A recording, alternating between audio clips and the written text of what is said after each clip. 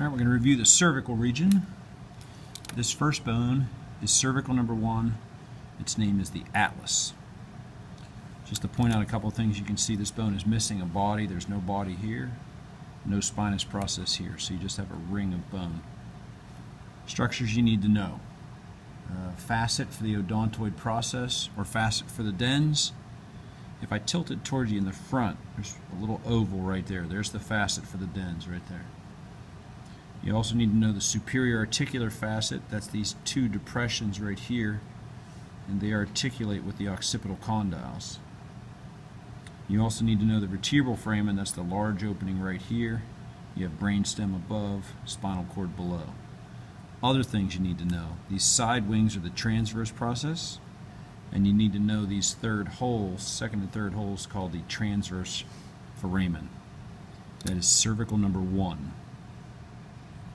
Here is cervical number 2 in its proper aspect. And you can see this one is called the axis. It's got this big projection right here.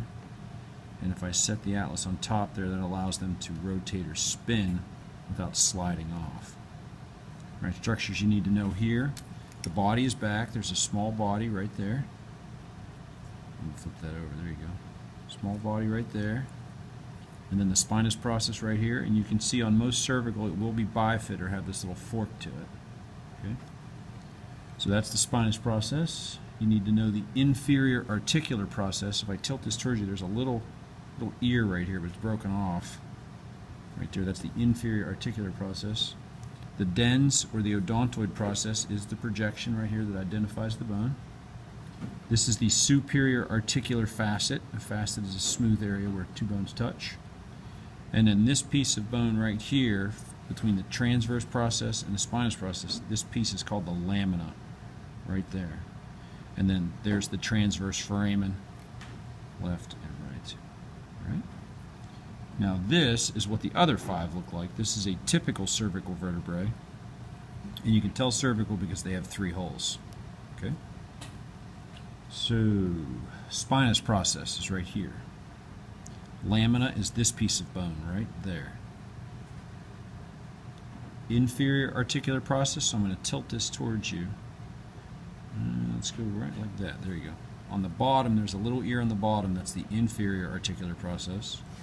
And then on top is the superior articular process. Transverse process are these little side wings right there.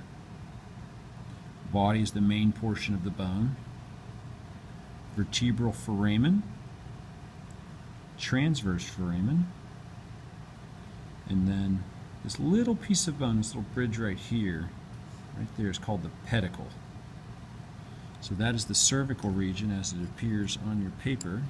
Typical, the atlas, and the axis.